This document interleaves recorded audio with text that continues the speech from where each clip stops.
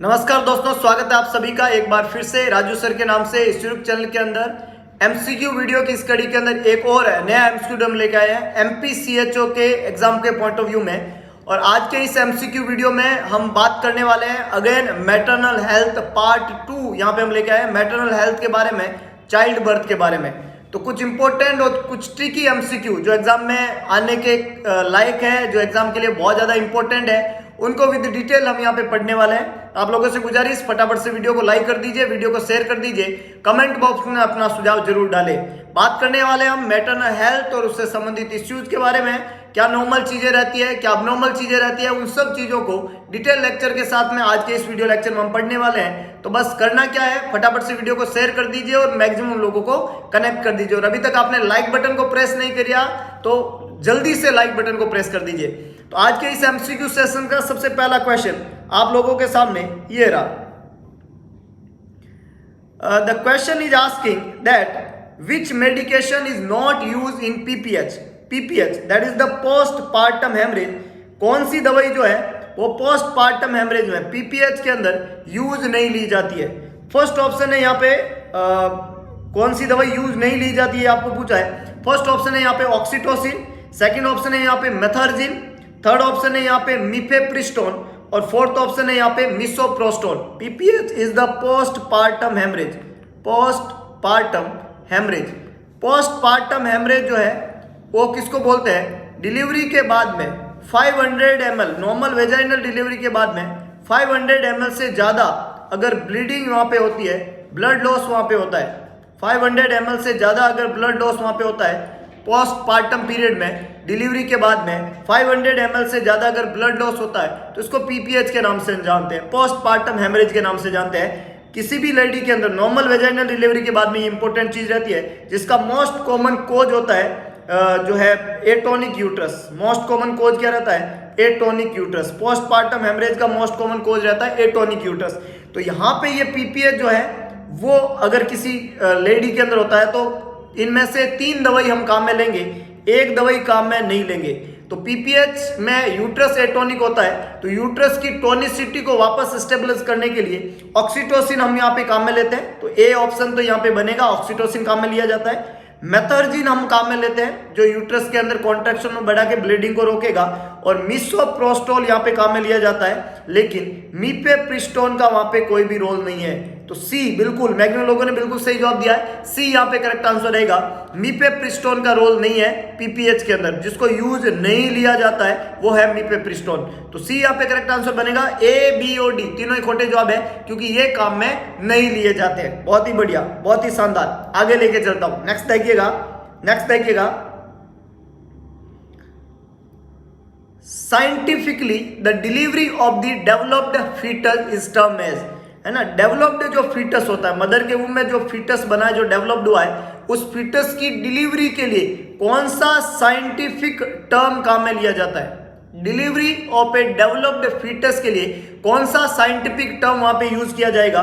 First option है ovulation, second option दिया हुआ है एबॉर्शन, थर्ड ऑप्शन दिया हुआ है ओविपोजिशन और लास्ट ऑप्शन है पार्टूजन। 4 ऑप्शन यहाँ पे लिखे हुए हैं। क्या टर्म यूज किया जाता है डेवलप्ड फीटस की डिलीवरी के लिए? कौन सा साइंटिफिक टर्म यहाँ पे काम में लिया जाता है? Ovulation, abortion, oviposition, parturition. जवाब लिखिएगा, जवाब लिखिएगा, कौन सा टर्म यूज किया जाता है? कौन सा टर्म यूज किया जाता है? देखिएगा, ओवुलेशन जो होता है वो 14th day of menstrual cycle होता है, 14वें दिन, जब मैच्योर जो ग्राफियन फॉलिकल होता है, मैच्योर जो ग्राफियन फॉलिकल होता है, उस mature Graafian mature Graafian follicle के रप्चर होने से, ये क्या होता है? रप्चर। जब मैच्योर ग्राफियन फॉलिकल रप्चर होता है तो उसमें से क्या रिलीज होता है? ओवा। उसमें से ओवा का रिलीज होना ओवुलेशन कहलाता है। और ये एलएच हार्मोन, जिसको हम ल्यूटिनाइजिंग हार्मोन कहते हैं, उस हार्मोन के इफेक्ट के कारण होता है। मैच्योर ग्राफियन फॉलिकल से 14th डे को मैच्योर ग्राफियन फॉलिकल के रप्चर होने से ओवा का रिलीज होना ओवुलेशन कहलाता है। और ये ओवुलेशन एलएच हार्मोन के इफेक्ट के कारण होता है। तो ये यहाँ फीटस के डिलीवर होने के संबंधित टर्म नहीं है। अबॉर्शन का मतलब होता है कि 20th वीक ऑफ गेस्टेशन से पहले, 20th वीक ऑफ गेस्टेशन बोलो या वायबिलिटी बोलो, वायबिलिटी से पहले प्रोडक्ट ऑफ कंसप्शन जो है प्रोडक्ट ऑफ कंजप्शन जो है उसका एक्सपल्जन हो जाना, वायबिलिटी से पहले प्रोडक्ट ऑफ कंजप्शन का एक्सपल्जन हो जाना क्या कहलाएगा? अबॉर्शन कहलाएगा। तो ये अबॉर्शन के लिए, इसके लिए अबॉर्शन टर्म काम में नहीं लेंगे। ओवी पोजीशन का मतलब है ओवरी के पोजीशन से संबंधित है। तो ऑप्शन ए, ऑप्शन बी और ऑप्शन सी तीनों ही खोटे जवाब है, क्योंकि ये टर्म ये नहीं बताते हैं कि डिलीवरी हो चुकी है डेवलप्ड फीटस की। तो डेवलप्ड फीटस की डिलीवरी के लिए वर्ड काम में लिया जाता है पार्टूजन। डिलीवरी के लिए वर्ड काम में लिया जाता है पार्टूजन। बहुत ही बढ़िया, डी यहाँ पे करेक्ट आंसर है। ए, बी और सी तीनों ही खोटे जवाब है। D is the correct one. बहुत ही बढ़िया, बहुत अच्छे। लाइक बटन को प्रेस ना करें और फटाफट से वीडियो को शेयर कर दीजिए, मैक्सिमम लोगों तक अप्रोच करवा दीजिए। आगे लेके चलता हूं, नेक्स्ट देखिएगा, नेक्स्ट देखिएगा। The question is asking about how many days is added in LMP to find out EDD। Simple question है, कितने दिन, हाउ मेनी डेज ऐड करेंगे आप LMP, last menstrual period. LMP is the last menstrual period. Last menstrual period के अंदर कितने दिन add करेंगे आप, क्या फाइंड आउट करने के लिए? EDD, that is the expected date of delivery. Date of delivery, expected date of delivery को फाइंड आउट करने के लिए क्या जो है LMP जो है उसमें कितने दिन आप ऐड करेंगे? ऑप्शन देखिएगा, फर्स्ट है 9 मंथ, सेकंड है 9 मंथ और 2 डेज, थर्ड है 6 मंथ और 7 डेज, और फोर्थ है 9 मंथ और 14 days. Which is the correct one? 9 month और 2 डेज, 9 मंथ और 7 डेज, 9 मंथ्स और 14 डेज। बहुत अच्छे, बहुत अच्छे। मैक्सिमम लोगों ने बिल्कुल सही जवाब दिया। नेगलेस रूल, नेगलेस रूल क्या कहता है? 9 महीने और 7 दिन ऐड कर दो किसके अंदर? LMP के अंदर, तो क्या आ जाएगा? EDD। ये ऐड कर दो किसमें? LMP में, तो क्या आ जाएगा? EDD आ जाएगा। और कितना ऐड करना है? 9 मंथ प्लस 7 डेज। बहुत अच्छे। सी यहाँ पे बिल्कुल करेक्ट आंसर है। ऑप्शन ए, ऑप्शन बी और ऑप्शन डी तीनों ही खोटे जवाब है। सी बिल्कुल करेक्ट आंसर है, 9 मंथ और 7 डे। बहुत ही शानदार, बहुत ही बढ़िया। आगे लेके चलता हूं, नेक्स्ट देखिएगा, नेक्स्ट देखिएगा। Normal respiratory rate in A pregnant lady, किसी भी प्रेग्नेंट लेडी में नॉर्मल रेस्पिरेटरी रेट कितनी होती है? फर्स्ट ऑप्शन यहां पे कह रहा है, क्या पूछा है? Normal respiratory rate. क्या पूछा है? नॉर्मल रेस्पिरेटरी रेट किसके अंदर? प्रेग्नेंट लेडी के अंदर। पहला ऑप्शन है 12 to 16 breath per minute, 18 to 20 breath per minute, 18 to 24 breath per minute, 20 to 24 breath per minute. Normal respiratory rate, normal respiratory rate अपन अगर एडल्ट के अंदर बात करते हैं तो वो कितनी होती है? 12 to 20 breath per minute. Normal respiration rate adult के अंदर होती है 12 से 20 ब्रेथ पर मिनट। अब ये आपकी जो लेडी है ये प्रेग्नेंट है, प्रेगनेंसी के समय अगर हम मोटा मोटा देखें तो रेस्पिरेशन की रेट में कोई चेंजेस नहीं रहते हैं। प्रेगनेंसी में अगर मोटा मोटा देखें तो रेस्पिरेशन की रेट में कोई चेंजेस नहीं रहते। बहुत ही बढ़िया, कुछ लोगों ने जवाब देने की कोशिश की है लेकिन खोटे जवाब भी बहुत आए हैं। समझिएगा कंसेप्ट को, प्रेगनेंसी में रेस्पिरेशन की रेट में कोई खास चेंजेस नहीं होता है। तो अगर हम चेंजेस की बात नहीं करें तो ऑप्शन ए और ऑप्शन डी तो आंसर बन ही नहीं सकता, क्योंकि इस क्राइटेरिया में नहीं आ रहा है, कम है और एक ज्यादा है। ऑप्शन बी और ऑप्शन सी में हम देखें तो ऑप्शन सी जो है वो 24 है, जो 20 से ज्यादा जा रहा है, इसलिए ये भी क्या हो गया? खोटा। तो करेक्ट आंसर क्या बन सकता है? 18 से 20। वैसे तो होता है 12 से 20, लेकिन ये नहीं है, तो क्या हो जाएगा? 18 to 20। तो बी बिल्कुल करेक्ट आंसर है। 18 से 20 ब्रेथ पर मिनट जो है ये नॉर्मल रेस्पिरेटरी रेट होती है किसी भी प्रेग्नेंट लेडी के अंदर प्रेगनेंसी के दौरान। बहुत ही अच्छे, बहुत ही शानदार। आगे लेके चलता हूं, नेक्स्ट देखिएगा, नेक्स्ट देखिएगा। Which of these events is unlikely to happen if the mammalian ovum does not get fertilized? Question क्या पूछ रहा है कि कौन से इवेंट अनलाइकली टू हैपन, नहीं हैपन होते हैं, घटित नहीं होते हैं अगर मैमेलियन ओवम जो होता है वो फर्टिलाइज नहीं होता है, तो है ना, इनमें से कौन से इवेंट जो है वो घटित नहीं होंगे अगर ओवम जो है वो फर्टिलाइज नहीं हुआ, तो कौन सा इवेंट घटित नहीं होगा? फर्स्ट ऑप्शन लिखा हुआ है primary follicle start to develop, second लिखा हुआ है secretions of the oestrogen increases, third लिखा हुआ है rapid decrease in the secretion of progesterone, और लास्ट लिखा हुआ है डिसइंटीग्रेशन ऑफ कॉर्पस ल्यूटियम। सवाल ने आपको कहां पे लाके रखा है कि साहब जो ओव्यूलेशन होता है, मान लो ये मैच्योर ग्राफियन फॉलिकल था और इस ग्राफियन फॉलिकल में से ओवा रिलीज हो गया। जब ओवा रिलीज हुआ तो ये जो ग्राफियन फॉलिकल है ये कन्वर्ट हो जाता है कॉर्पस ल्यूटियम के अंदर। किसमें कन्वर्ट हो गया? कॉर्पस ल्यूटियम में। और ये जो ओवा है ये ओवा फिम्ब्रियाई के थ्रू, फिम्ब्रियाई ने इनको लिया और ये ओवा जो है वो फैलोपियन ट्यूब के अंदर आ गया। और इस फैलोपियन ट्यूब के अंदर अब क्या होगा? इस फैलोपियन ट्यूब के अंदर आपका जो है, फैलोपियन ट्यूब के अंदर आपका जो है स्पर्म आया और ओवा और स्पर्म जो है इनके बीच में फर्टिलाइजेशन हुआ, है ना। ये ओवा था, ये स्पर्म आया और दोनों का फ्यूजन हुआ, फर्टिलाइजेशन हुआ, प्रोडक्ट ऑफ कंसेप्शन बना और ये आके यूट्रस के अंदर इम्प्लांट नहीं हुआ। मतलब यहाँ पे हैपनिंग, ये नॉर्मल हैपनिंग होती है, ये हैपनिंग नहीं हुआ। The event is unlikely to happen. अगर मैमेलियन ओवम फर्टिलाइज नहीं हुआ, ये तो फर्टिलाइज हुआ, अभी क्या हुआ? स्पर्म नहीं आया। जब स्पर्म नहीं आया तो ओवा अकेला ही है और ये ओवा फर्टिलाइज नहीं हुआ। अगर ओवा फर्टिलाइज नहीं होता है तो कौन सा इवेंट नहीं होगा? मतलब कौन कौन से होते हैं और कौन सा नहीं होगा? पहला ऑप्शन लिखा हुआ है primary follicle start to develop, तो ये तो होगा। अगर फर्टिलाइजेशन नहीं हुआ तो जो प्राइमरी फॉलिकल है ओवरी के अंदर वो वापस स्टार्ट हो जाएंगे डेवलप होना और वो फिर मैच्योर ग्राफियन फॉलिकल बनाएंगे ताकि अगला मेंस्ट्रुअल साइकिल आए। तो ये इवेंट तो होगा। अगर फर्टिलाइजेशन नहीं हुआ तो अगले मेंस्ट्रुअल साइकिल को लाने के लिए जो प्राइमरी फॉलिकल है वो वापस स्टार्ट हो जाएंगे डेवलप होना ताकि वो ग्राफियन फॉलिकल बने और फिर ओवुलेशन करें। तो ए ऑप्शन तो यहाँ पे खोटा बनेगा। बी में लिखा हुआ है secretion of the oestrogen increases. Oestrogen का सिक्रीशन जो है वो इंक्रीजेज होने लग जाएगा। अगर ओवुलेशन नहीं हो, अगर फर्टिलाइजेशन नहीं होता है तो एस्ट्रोजन का सिक्रीशन इंक्रीज नहीं होगा, डिक्रीज हो जाएगा, तभी तो मेंस्ट्रुअल साइकिल आएगा। तो एस्ट्रोजन का सिक्रीशन जो है वो क्या हो जाता है? इंक्रीज नहीं होता है, ये इवेंट नहीं होगा। सी ऑप्शन में लिखा हुआ है रैपिड डिक्रीज इन प्रोजेस्टेरोन। बिल्कुल ये इवेंट होगा, प्रोजेस्टेरोन का लेवल फॉल डाउन होगा तभी मेंस्ट्रुअल साइकिल आएगा। और लास्ट में लिखा हुआ है जो कॉर्पस ल्यूटियम बना था, जो ओवा के रिलीज होने के बाद में जो कॉर्पस ल्यूटियम बना वो डिसइंटीग्रेट हो जाएगा, टूट जाएगा, कट जाएगा, फट जाएगा, खत्म हो जाएगा। तो डेफिनेटली कॉर्पस ल्यूटियम यहाँ पे खत्म हो जाएगा अगर फर्टिलाइजेशन नहीं हुआ तो। और अगर फर्टिलाइजेशन होता है तो ये कॉर्पस ल्यूटियम 3 महीने तक पूरे फर्स्ट ट्राइमेस्टर में बना हुआ रहता है, क्योंकि फर्टिलाइजेशन होने पे इस कॉर्पस ल्यूटियम को बनाए रखने का काम HCG करता है, जिसका सिक्रीशन इम्प्लांटेड जो प्रोडक्ट है उसकी सिनसाइटोट्रोपोब्लास्ट करती है और ये HCG इस कॉर्पस ल्यूटियम को बनाए रखता है। लेकिन अगर फर्टिलाइजेशन नहीं हुआ तो ये कॉर्पस ल्यूटियम बना हुआ नहीं रहेगा और ये कॉर्पस ल्यूटियम क्या हो जाएगा? डिसइंटीग्रेट हो जाएगा। तो ऑप्शन ए, ऑप्शन सी और ऑप्शन डी ये तीनों इवेंट तो होंगे अगर फर्टिलाइजेशन नहीं हुआ तो, और ऑप्शन बी वाला इवेंट नहीं होगा अगर फर्टिलाइजेशन नहीं हुआ तो। तो करेक्ट आंसर क्या बनेगा? बी, क्योंकि आपको यही पूछा कि कौन सा चीज हैपन नहीं होगा, तो B is the correct one. बहुत अच्छे, बहुत ही शानदार। आगे लेके चलता हूं। नेक्स्ट देखिएगा, नेक्स्ट देखिएगा। The question is asking foetal heart rate जो है वो can be assessed with foetoscope. आप फीटोस्कोप की सहायता से फीटल हार्ट रेट का असेसमेंट, फीटोस्कोप की सहायता से फीटल हार्ट रेट का असेसमेंट कौन से वीक में कर सकते हो? 12, 20, 24 और 32। फीटल हार्ट रेट का असेसमेंट फीटोस्कोप से, पिनार्ड फीटोस्कोप, पिनार्ड फीटोस्कोप से फीटल हार्ट रेट का असेसमेंट किया जाता है एट द एज ऑफ। फटाफट से कमेंट लिखिएगा।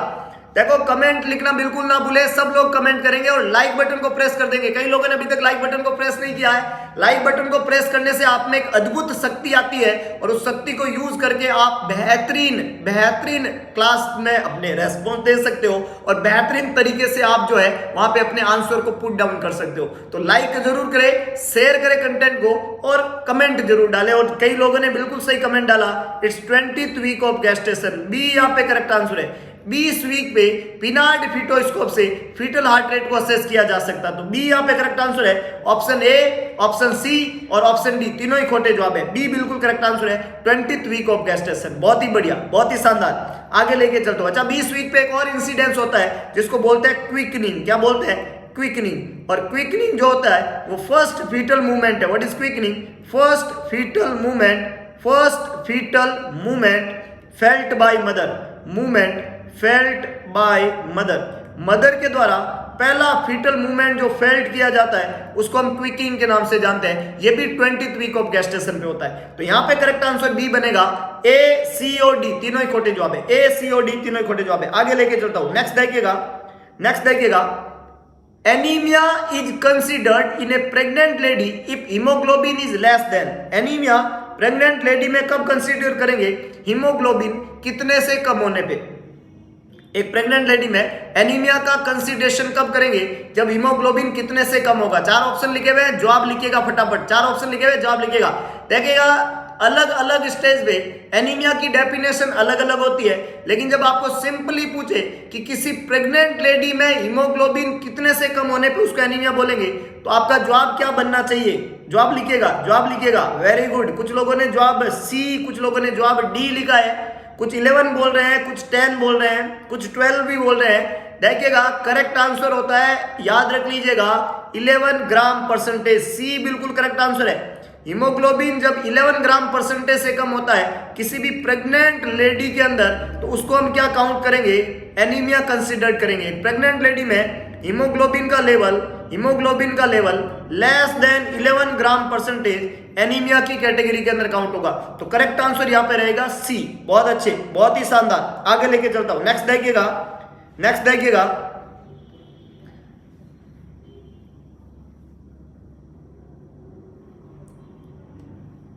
कोलेस्ट्रम इज, सवाल ने आपको क्या पूछा है? कोलेस्ट्रम है, क्या है कोलेस्ट्रम? फर्स्ट लिखा हुआ है milk of lactation period, second लिखा हुआ है milk of initial few days. पहला क्या लिखा हुआ है? Milk of lactation period, second लिखा हुआ है milk of initial few days, third लिखा हुआ है milk of initial few hours, और लास्ट है मिल्क ऑन डे 1। कोलेस्ट्रम किसको बोलते हैं? What is colostrum? जवाब लिखिएगा। कोलेस्ट्रम क्या होता है? Colostrum, very good, very good. पहला लिखा है मिल्क ऑफ लैक्टेशन पीरियड के दौरान के मिल्क को, milk of initial few days के मिल्क को, milk of initial few hours के मिल्क को, या 1 डे के डे 1 के मिल्क को कोलेस्ट्रम कहते हैं। What is colostrum? जवाब लिखिएगा। What is colostrum? बहुत अच्छे, बहुत ही शानदार। कई लोगों ने जवाब देने की कोशिश की है, बहुत बढ़िया। देखिएगा कंसेप्ट क्लियर करता हूं। जो लैक्टेटिंग वुमन होती है ना, जो लैक्टेटिंग वुमन होती है, उस लैक्टेटिंग वुमन के अंदर लैक्टेशनल पीरियड के दौरान, है ना, लैक्टेटिंग वुमन के अंदर लैक्टेशन पीरियड के दौरान कोलेस्ट्रम जो होता है, फर्स्ट मिल्क जो होता है उसको कोलेस्ट्रम कहते हैं। और ये जो कोलेस्ट्रम होता है, ये कोलेस्ट्रम फर्स्ट 3 डेज का मिल्क होता है। 0 to 3 डेज का जो मिल्क होता है उसको कोलेस्ट्रम के नाम से जानते हैं। इसके बाद में इसको हम ट्रांजिशनल मिल्क कहते हैं। क्या कहते हैं? Transitional milk. क्या बोलेंगे? Transitional milk. और ये होता है 7 to 10 डेज, अगले 7 से 10 दिन में इसको क्या बोलेंगे?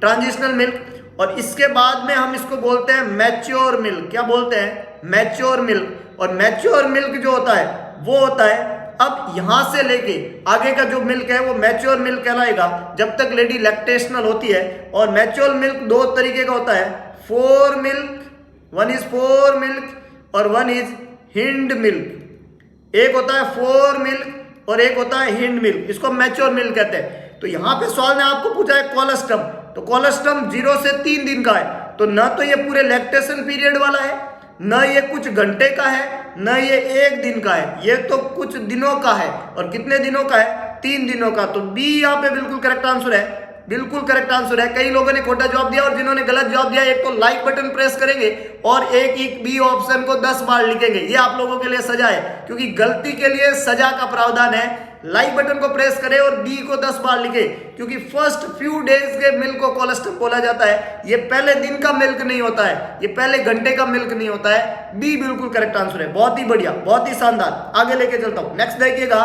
समझ पा रहे हो चीजों को? चीजें बहुत कंसेप्चुअल है, इजी लगती है पर इजी होती नहीं है। कंसेप्ट को क्लियर रखना जरूरी है, कंसेप्ट को बनाएं। और कंसेप्ट को बनाने के लिए आपको इस चैनल को लाइक, शेयर करें और सब्सक्राइब कर दे, बेल आइकन बटन को प्रेस कर दे, लाइक बटन को दबा दीजिए। आगे लेके चलता हूं। नेक्स्ट देखिएगा, इंपॉर्टेंट चीज ये रहती है कि अगर आप चीजों को समझ पा रहे हैं, वो सबसे इंपॉर्टेंट कंसेप्ट होते हैं। और अगला क्वेश्चन आपको पूछ रहा है कि आईयूसीडी स्टैंड फॉर, आईयूसीडी किसके लिए स्टैंड है? What is the mean of IUCD? 4 option आपको यहां पे दिए हैं। पहला ऑप्शन बोल रहा है इंट्रा यूट्राइन कंट्रोल डिवाइस, दूसरा ऑप्शन कह रहा है इंट्रा यूट्राइन कॉपर डिवाइस, तीसरा ऑप्शन कह रहा है intra uterine contraceptive device, last option कह रहा है intra uterine continuous device. IUCD किस चीज के लिए स्टैंड है? क्या वर्ड है IUCD?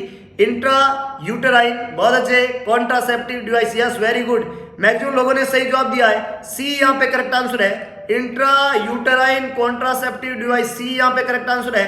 IUCD stand for intra uterine contraceptive device, बहुत ही अच्छे, बहुत ही शानदार, this is the full form of IUCD, intra uterine contraceptive device, बहुत अच्छे। आगे लेके चलता हूं, नेक्स्ट देखिएगा, novel nursing institute, play store पे जाइए, टाइप करिए नोवल नर्सिंग इंस्टीट्यूट, इस लोगों के साथ में 5 स्टार रेटिंग का एक ऐप दिखेगा, ये ऐप है नोवल नर्सिंग इंस्टीट्यूट का। इस ऐप को आपको इंस्टॉल करना है प्ले स्टोर से और सेटिंग में जाके ऐप को रेटिंग देनी है और अपना इंपॉर्टेंट रिव्यू ऐप के बारे में लिखना है। ये सब करने के बाद में इस ऐप के ऊपर आपको मिलेंगे फ्री वीडियो लेक्चर्स और टेस्ट सीरीज। ये वीडियो लेक्चर और टेस्ट सीरीज जो है आपको फ्यूचर एग्जाम्स के अंदर बहुत ज्यादा काम आएंगे। तो बस आपको क्या करना है, ऐप के ऊपर जाना है, इंस्टॉल करना है और उस ऐप के ऊपर मिलने वाले सभी तरह के कंसेप्चुअल वीडियो लेक्चर और MCQ टेस्ट सीरीज को जो है वो उसका आनंद उठाना है, ताकि इन फ्यूचर आप एक बेहतरीन स्टडी मटेरियल से जुड़ सके और एक बेहतरीन तरीके से अपनी तैयारी को कंटिन्यू कर सके। तो नोवल नर्सिंग इंस्टीट्यूट के ऐप है, इंस्टॉल कर दीजिए और जुड़ जाइए टीम नोवल के संग ऑनलाइन प्लेटफॉर्म पे, जो कि एक बेहतरीन कंसेप्चुअल स्टडी आपको प्रोवाइड करेगी। दूसरा इंपॉर्टेंट काम को आपको क्या करना है, ऑफलाइन क्लासरूम स्टडी चाहिए, कंसेप्चुअल स्टडी चाहिए, तो जुड़ जाइए टीम नोवल से ऑफलाइन क्लासरूम स्टडी, जो कि 2:30 बजे से बैच स्टार्ट हो रहा है लहरिया स्वीट होम के सामने, भगत की कोठी, न्यू पाली रोड, जोधपुर। ऑफलाइन क्लासेज के लिए इवनिंग बैच यहाँ पे शुरू हो चुका है 2:30 बजे से। डॉक्टर MD सर के द्वारा संचालित इस इंस्टीट्यूट की ऑफलाइन क्लासरूम स्टडी जो है वो लहरिया स्वीट होम के सामने लगता है। तो जुड़ जाइए और एक बेहतरीन भविष्य निर्माण की तरफ टीम नोवल के संग बढ़ जाइए। ऑनलाइन और ऑफलाइन दोनों प्लेटफॉर्म आप लोगों के लिए खुले हैं वहां पे। आगे लेके चलता हूं, नेक्स्ट देखिएगा, the question is asking about again conceptual चीज, कि आपको अगर कंसेप्ट को समझना है, मतलब आपको अगर चीजों को वेरीफाई करना है कि भाई क्या होना चाहिए या क्या चीज इंपॉर्टेंट है, तो उसके लिए आपको कंसेप्चुअल स्टडी ही करनी पड़ेगी। और कंसेप्चुअल स्टडी ही आपको चीजों को, उस तरह के मटेरियल को डिलीवर कर सकती है। तो अगला कंसेप्चुअल क्वेश्चन जो आप लोगों के सामने है वो है कि नॉर्मल फीटल हार्ट रेट कितना होता है। बस बिना ऑप्शन के जवाब लिख दीजिए। आज का ये MCQ सेशन जो है वो सफलतापूर्वक सिद्ध हो जाएगा। बहुत बढ़िया। कई लोगों ने बिना जो है ऑप्शन के जवाब दिया है और बोला साहब नॉर्मल फीटल हार्ट रेट कितना होता है। कमेंट करिए, लाइक बटन को प्रेस कर दीजिए, कमेंट जल्दी अच्छा कर पाएंगे। बहुत अच्छे, very good. It's 120 to 160 breath per minute. देखिए ऑप्शन के अंदर पहला ऑप्शन है 60-80 जो गलत है, 100-120 गलत है, 120 to 160 यस, सी बिल्कुल करेक्ट आंसर है। 120 to 160 बीट पर मिनट ये नॉर्मल फीटल हार्ट रेट है। डी ऑप्शन खोटा है, 160-180 नहीं होगा। 80 तक तब पहुंचती है जब बच्चा क्राई करता है, ये नॉर्मल नहीं है। 100 तक जब पहुंचती है जब बच्चा स्लीप वाली कंडीशन के अंदर होता है। और 60-80 है ब्रेडिकार्डिया की कंडीशन को इंडिकेट करता है। ये फीटल के अंदर ब्रेडिकार्डिया के अंदर काउंट होगा, ये ब्रेडिकार्डिया है ना। अगर ये 60-80 है तो ये ब्रेडिकार्डिया है। अगर ये 100-120 है तो बच्चा सो रहा है शायद। अगर ये 160-180 है तो बच्चा रो रहा है शायद। और अगर बच्चा नॉर्मल है तो ये 120-160 होगी। 140 is the average foetal heart rate. Foetal heart rate का नॉर्मल वैल्यू 120 to 160 होता है। बहुत ही अच्छे, बहुत ही शानदार। आगे लेके चलता हूं, नेक्स्ट देखिएगा। In every antenatal visit following investigation should be carried out. Her antenatal visit में क्या बोला गया है यहाँ पे, एवरी एंटीनेटल विजिट के अंदर, हर एंटीनेटल विजिट के अंदर फॉलोइंग इन्वेस्टिगेशन, जो नीचे इन्वेस्टिगेशन दिए है उनको कैरिड आउट करना है आपको। हर एंटीनेटल विजिट के अंदर जो नीचे आपको कुछ इन्वेस्टिगेशन दिए है वो कैरिड आउट करने हैं। क्वेश्चन पूछ रहा है वो कौन से इन्वेस्टिगेशन है। पहला ऑप्शन है हीमोग्लोबिन, यूरिन शुगर और HCG। दूसरा ऑप्शन यहाँ पे दिया जा रहा है haemoglobin, urine sugar and urine albumin. तीसरा ऑप्शन यहाँ पे दिया जा रहा है haemoglobin, urine sugar and blood sugar. और अगला ऑप्शन दिया जा रहा है haemoglobin, urine sugar and HPL। तो हर एंटीनेटल विजिट के अंदर इनमें से कौन सा टेस्ट कैरिड आउट होगा, फटाफट से अपना जवाब लिखिएगा। कौन कौन से टेस्ट हर एंटीनेटल विजिट में आप कैरिड आउट करोगे। बहुत अच्छे, कुछ लोगों ने सही जवाब देने की कोशिश की है। एंटीनेटल विजिट में एक बात तो याद रखिएगा कि हर एक एंटीनेटल विजिट के अंदर आपको हार्मोनल टेस्ट कराने की जरूरत नहीं है। जैसे ऑप्शन ए में लिखा हुआ है HCG, ऑप्शन डी में लिखा हुआ है HPL। तो कभी भी एंटीनेटल विजिट में हार्मोन का टेस्ट नहीं किया जाता है। तो ए और डी तो खोटे हो गए, क्योंकि आपको वहां पे हार्मोन टेस्ट कैरिड आउट नहीं कराना है। ऑप्शन बी में लिखा, सी में लिखा हुआ है हीमोग्लोबिन, यूरिन शुगर और ब्लड शुगर। तो आपको एंटीनेटल विजिट के अंदर ब्लड शुगर हर बार चेक कराने की जरूरत नहीं होती है। एवरी एंटीनेटल विजिट में ब्लड शुगर नहीं कराएंगे। तो ए, सी और डी तो खोटे हो गए। तो करेक्ट आंसर क्या बनेगा? बी, हीमोग्लोबिन, यूरिन शुगर और यूरिन एल्ब्यूमिन। बी बिल्कुल करेक्ट आंसर है। ये हर एक एंटीनेटल विजिट के अंदर हम चेक करेंगे, हीमोग्लोबिन, यूरिन शुगर और यूरिन एल्ब्यूमिन। तो बी करेक्ट आंसर है। ए, सी और डी तीनों ही खोटे जवाब है।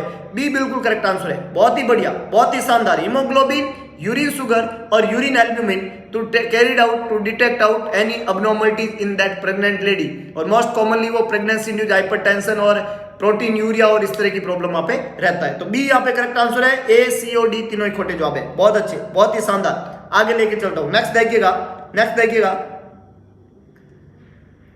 First dose of TT is given to a pregnant lady at 4 months of pregnancy and she came at 8 months for visit. Which is your next action for vaccine? पहला dose जो है tetanus का, जो पहला डोज है वो दिया गया एक प्रेग्नेंट लेडी को। कब दिया गया? 4 मंथ ऑफ प्रेगनेंसी, चौथे महीने पे प्रेगनेंसी के। और अब वो 8वें महीने पे वापस आई है। चौथे महीने पे पहला डोज दिया, 8वें महीने पे वापस आई है। अगला एक्शन आपका क्या रहेगा? प्रेगनेंसी के दौरान टिटनस के 2 वैक्सीन दिए जाते हैं, TT1 और TT2। जो TT1 होता है, टिटनस 1 होता है, वो टिटनस 1 वैक्सीन जो है एक तो वो दिया जाता है और एक टिटनस 2 वैक्सीन दिया जाता है। जो टिटनस 1 वैक्सीन होता है उसको देना होता है जैसे ही प्रेगनेंसी कंफर्म हो जाए, हाथों हाथ लगा देना होता है। और जो टिटनस 2 होता है, टिटनस 1 तो एज अर्ली एज कंसीव और एज प्रेगनेंसी कंफर्म, और टिटनस 2 जो होता है वो एग्जैक्टली 4 वीक के बाद में लगाना होता है। 1 वैक्सीन के आफ्टर 4 वीक, इसके 4 वीक का गैप देना है और उसके बाद में TT2 लगा देना है। तो एक TT1 लगाते हैं और 4 वीक के बाद में TT2 लगाते हैं। दोनों के बीच में 4 वीक या 1 महीने का गैप होना चाहिए। 1 महीने का गैप ये नॉर्मल गैप है। अब यहां पे गैप ज्यादा हो गया है, लेडी 8वें महीने में आ रही है, तो आपका क्या अगला एक्शन होना चाहिए? तो पहला लिया TT vaccine is not given, नहीं देंगे। दूसरा है सेकंड डोज दे देंगे। तीसरा है 1 ml दे देंगे 0.5 ml की जगह। और लास्ट है एक वैक्सीन देंगे आज और अगला वैक्सीन जो है वो 15 दिन बाद में देंगे, after 15 days. Which is the correct one? जवाब लिखिएगा। बहुत अच्छे, कई लोगों ने जवाब देने की कोशिश की और सही जवाब दिया है। देखिएगा, TT वैक्सीन नहीं देंगे ऐसा नहीं है। पहली इंपॉर्टेंट बात, देना ही है आपको, भले ही 8वें महीने पे आ गए, वो देना तो है। दूसरा, और 2 ही देते हैं तो दूसरा ही देंगे। तो ऑप्शन डी भी खोटा हो गया कि एक आज देंगे और एक 15 दिन बाद में देंगे, ये भी खोटा जवाब है, क्योंकि इतना लंबा गैप नहीं देना है। क्योंकि आपको दूसरा वैक्सीन 4 वीक बाद में देना है और आपको 2 ही देना है, तीसरा देना ही नहीं है। तो एक लग चुका है, एक आज देंगे, एक 15 दिन बाद में देंगे, तो 3 हो जाएगा। अच्छा, 2 वैक्सीन के बीच में कम से कम 4 वीक या 1 महीने का गैप होना चाहिए। यहाँ पे तो 15 दिन का गैप कर रहे हो, तो ये भी खोटा जवाब है। तो ऑप्शन ए भी खोटा हो गया और ऑप्शन डी भी खोटा हो गया। ये दोनों जवाब तो नहीं बन सकते। ऑप्शन बी में सी में लिखा हुआ है कि 1 ml दे देंगे 0.5 की जगह, तो डोज को बढ़ा के कभी भी नहीं देते। तो ऑप्शन ए, ऑप्शन सी और ऑप्शन डी तीनों ही खोटे हो गए। नहीं देना ऐसा भी नहीं है, डोज को बढ़ा के देंगे ऐसा भी नहीं है, और 3 दे देंगे ऐसा भी नहीं कि एक आज और एक 15 दिन बाद में, तो ये भी खोटे जवाब है। तो करना क्या है? वैसे तो 1 महीने का गैप होना चाहिए मिनिमम, लेकिन ज्यादा गैप हो गया तो भी चलेगा, दूसरा डोज देना ही है। तो TT सेकंड वैक्सीन जो है हम वहां पे मरीज को दे देंगे। बी यहाँ पे करेक्ट आंसर है। ए, सी और डी तीनों ही खोटे हो गए, बी बिल्कुल करेक्ट आंसर है। बहुत ही अच्छे, बहुत ही शानदार। आगे लेके चलता हूं। नेक्स्ट देखिएगा, which chemical agent is use to assess haemoglobin level? Haemoglobin है ना, RBC के अंदर प्रेजेंट होता है हीमोग्लोबिन, और उसका लेवल बहुत इंपॉर्टेंट है क्योंकि ऑक्सीजन की कैरिंग कैपेसिटी हीमोग्लोबिन में होती है। ऑक्सीजन को कैरी करने की कैपेसिटी हीमोग्लोबिन रखता है। तो कौन सा केमिकल एजेंट जो है वो हीमोग्लोबिन को असेस करने के लिए यूज किया जाता है? फर्स्ट ऑप्शन यहाँ पे लिखा हुआ है NaCl, सेकंड ऑप्शन यहाँ पे लिखा हुआ है N/10HCl, थर्ड ऑप्शन लिखा हुआ है NaOCl और लास्ट ऑप्शन लिखा हुआ है NaOH। तो हीमोग्लोबिन का लेवल असेस करने के लिए जिस केमिकल को यूज लिया जाता है, बहुत अच्छे, कुछ लोगों ने जवाब देने की कोशिश की है, बहुत ही शानदार। कुछ लोग जवाब दे नहीं पा रहे हैं क्योंकि उन्होंने लाइक बटन को प्रेस नहीं किया है। प्रेस द लाइक बटन को प्रेस करोगे, अद्भुत शक्ति आएगी, शक्ति निर्माण होगी, दिमाग से ऑटोमेटिक जवाब निकलने लग जाते हैं। क्योंकि आपने जैसे लाइक बटन किया, अपने अंतर्मन जुड़ जाते हैं, आपके और मेरे मन जुड़ जाते हैं, और जब मन का मिलाप होता है तो मेरे मन की बात आप जान लोगे, और जैसे ही मन की बात जानने लगते हो तो करेक्ट आंसर आने लग जाता है, क्योंकि मैं ही करेक्ट आंसर बताने वाला हूं और आपको करेक्ट आंसर मेरे बताने से पहले ही पता चल जाएगा। इसलिए आपको लाइक बटन प्रेस तो करना पड़ेगा, क्योंकि ऊपर वाला सब जानता है। बहुत अच्छे, बहुत ही अच्छे, बहुत ही अच्छे, बहुत बढ़िया। Yes, it's N/10 HCl, B बिल्कुल करेक्ट आंसर है। मैक्सिमम लोगों ने बिल्कुल सही जवाब दिया आफ्टर प्रेसिंग लाइक बटन। क्या बात है, क्या बात है, बहुत अच्छे। तो बी यहाँ पे करेक्ट आंसर है। ए, सी और डी तीनों खोटे जवाब है, बी बिल्कुल करेक्ट आंसर है, N/10 HCl। बहुत बढ़िया, बहुत ही शानदार। आगे लेके चलता हूं, नेक्स्ट देखिएगा। Which test should be done during pregnancy? Pregnancy के दौरान कौन से टेस्ट को करना होता है? ड्यूरिंग प्रेगनेंसी कौन से टेस्ट को करना होता है? ऑप्शन देखिएगा, HIV, हेपेटाइटिस ए और सिफिलिस, HIV, हेपेटाइटिस बी और सिफिलिस, HIV, हेपेटाइटिस सी और सिफिलिस, HIV, हेपेटाइटिस ई और सिफिलिस। कौन से टेस्ट को करना होता है प्रेगनेंसी के दौरान? प्रेगनेंसी के दौरान कौन से टेस्ट को कैरिड आउट करना जरूरी है? HIV, hepatitis A, hepatitis B, hepatitis C या हेपेटाइटिस ई? ये तो कॉमन है, देखो HIV सब में है तो कराते ही है ना, सिफिलिस सब में है तो कराती है। अब बात आती है कि हेपेटाइटिस में से कौन सा कराना होता है, तो जो ब्लड से संबंधित हेपेटाइटिस है, जो ब्लड के प्रॉब्लम की वजह से हेपेटाइटिस होता है, जो ब्लड के थ्रू ट्रांसफ्यूज होता है, that is hepatitis B. Blood और बॉडी फ्लूइड से ट्रांसमिट होने वाला हेपेटाइटिस, हेपेटाइटिस बी। तो बी यहां पे करेक्ट आंसर बनेगा।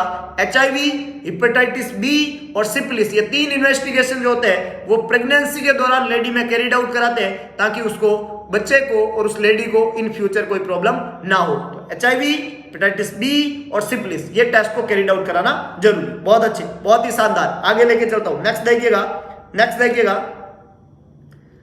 Novel nursing institute, play store पे जाइए, टाइप करिए नोवल नर्सिंग इंस्टीट्यूट। आपको वहां पे इस लोगो के साथ में एक ऐप मिलेगा, 5 स्टार रेटिंग का ये ऐप नोवल नर्सिंग इंस्टीट्यूट का ऐप है। आपको ऐप को इंस्टॉल करना है, सेटिंग में जाके ऐप को रेटिंग देनी है, और इसके अलावा आपको क्या काम करना है, आपको इस ऐप के अंदर खूब सारे वीडियो लेक्चर्स और test series in future available होने वाले हैं। अभी अवेलेबल टेस्ट सीरीज को आप कैरिड आउट करें, टेस्ट सीरीज से अपने ज्ञान का आकलन करें कि आप कंसेप्चुअल स्टडी वाले उस टेस्ट सीरीज में कितना स्कोरिंग कर पाते हैं। अगर आप में कई कंसेप्ट की कमी लग रही है तो आपको तुरंत ज्वाइन करना चाहिए ऑफलाइन क्लासरूम स्टडी, जो टीम नोवल प्रोवाइड कर रही है। डॉक्टर MD सर के द्वारा संचालित टीम नोवल के द्वारा ऑफलाइन क्लासरूम स्टडी चलती है लहरिया स्वीट होम के सामने, भगत की कोठी, न्यू पाली रोड, जोधपुर। तो अप्रोच करिए टीम नोवल को और जुड़ जाइए नोवल टीम के संग ऑनलाइन और ऑफलाइन प्लेटफॉर्म पे, और एक बेहतरीन भविष्य निर्माण की तरफ बढ़िए। किसी ने ठीक ही कहा है कि कुछ कर दिखाए ऐसा कि दुनिया करना चाहिए आपके जैसा। अगर आप एक बेहतरीन प्लेटफॉर्म पे है तो आप टीम नोवल वाले प्लेटफॉर्म के ऊपर है। अब आपको एक इंपॉर्टेंट चीज और करना है कि भगवान कृष्ण ने कहा था कि सारथी बने, स्वार्थी ना बने। तो अगर आपको ये वीडियो लेक्चर पसंद आया तो वीडियो को लाइक करें और शेयर करें, दिखा दीजिए सारथीपन। और ये सारथीपन अगर आप अपने उन लोगों के लिए दिखाते हैं जिनको जरूरत है इस कंटेंट की, तो डेफिनेटली आपका भविष्य तो बनेगा ही बनेगा, उनका भविष्य भी बनेगा। क्योंकि अगर आप एक अच्छे इंसान ही नहीं बने तो जिंदगी में कुछ भी बनने की ख्वाहिश जो आपकी है वो हमेशा ही अधूरी रहेगी। तो नेक दिल बनिए, अच्छे इंसान बनिए, बढ़िया करिए और बेहतरीन करने का कोशिश करिए। इसी सुविचार के साथ में मिलेंगे दोबारा एक नए MCQ सेशन के साथ में, एक नया MPCHO लेक्चर के साथ में। तब तक के लिए जय हिंद, जय भारत, जय महाकाल।